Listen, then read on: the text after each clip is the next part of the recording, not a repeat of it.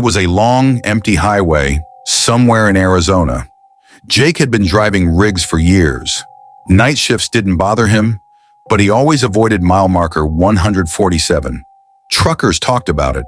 Weird stories, missing drivers, things seen on the side of the road. One night he had no choice. His route forced him straight through that stretch and past mile marker 147, 2:57 a.m. Jake adjusted in his seat, eyes heavy. The highway was dead. Not a single car in sight. The only sound was the hum of the tires against the road. Then headlights appeared in his side mirror. A car was behind him, far back. Nothing unusual. But then, in the blink of an eye, the car was closer. Too close. High beams flashed. Jake muttered under his breath. Probably some idiot messing around. He tapped the brakes lightly, a signal for them to back off. They didn't. Instead, they swerved violently across the lanes, flashing their brights like a strobe light. Jake gripped the wheel tighter. His gut told him something wasn't right. He checked the mirror again. The car was gone. His stomach turned. Then, a shadow appeared in the middle of the road.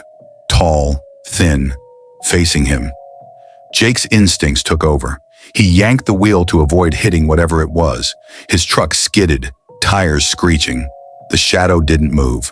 Jake slammed the brakes, heart pounding. When the truck finally stopped, his headlights illuminated the road ahead. Nothing. No car, no person, no shadow.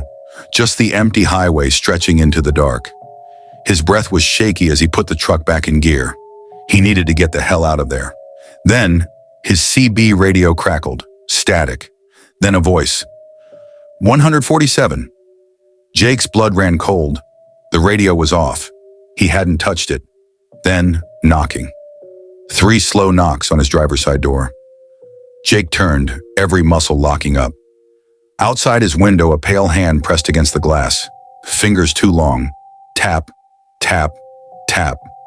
The hand slowly slid down the window, leaving behind a trail of condensation. Jake didn't hesitate. He floored the gas. His truck roared forward, tires burning rubber. He didn't look back. He didn't stop. By the time he hit the next gas station, the sun was beginning to rise. Shaking, he stepped inside and grabbed a coffee. The old man behind the counter looked at him carefully. "You came from 147, didn't you?" Jake didn't answer. He didn't have to. The look on his face said everything. The old man sighed. "You're lucky. Some don't make it past that stretch." Jake never drove that road again. It was late, 2:43 a.m. to be exact, when Daniel pulled his truck onto the side of Highway 93. He'd been driving for hours, eyelids heavy, when he decided to stop for a few minutes to stretch his legs. The highway was dead silent, surrounded by miles of untouched forest. As soon as he killed the engine, a strange stillness took over.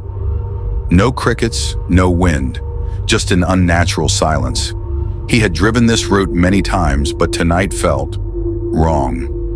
Daniel stepped out, lit a cigarette, and leaned against the truck. The air was colder than expected, making his breath fog up.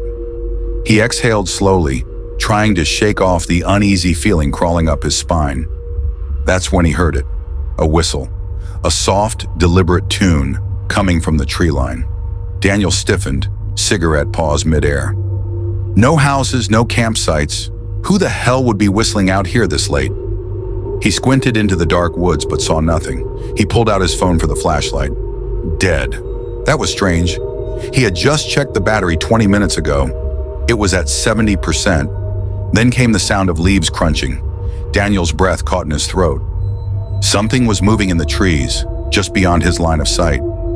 His pulse quickened as his truck's side mirror reflected 2 glowing eyes. High up. Not an animal. Not a person.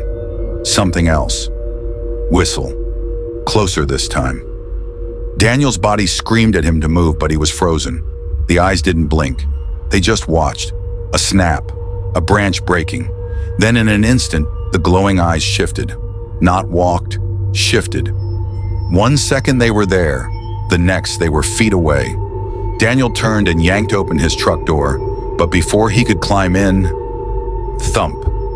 A hand, long, pale fingers, slammed against the window. Daniel didn't look. He couldn't. He threw himself inside, locked the doors, and turned the key. The engine roared to life. His headlights flashed into the trees, catching a glimpse of something tall. Something grinning, not a smile. A grin. Too wide, too unnatural. The whistle warped. A guttural sound, mocking. Daniel slammed the gas. His truck skidded before launching forward. He didn't look back. For 30 minutes, he didn't ease up. His knuckles were white, gripping the wheel so hard his hands ached. It wasn't until he reached a gas station that he finally exhaled. Still shaking, he went inside, gripping the counter. The cashier, a tired-looking man in his 50s, eyed him carefully. "You good, man?" the guy asked. Daniel hesitated. Then, deciding against telling the full story, he just nodded. As he turned to leave, the cashier spoke again. "You didn't stop near those woods, did you?" Daniel's stomach dropped. "Yeah, why?" The cashier rubbed the back of his neck. "Because people who stop there at night, they either see it or they don't come back at all." Daniel never took that route at night again.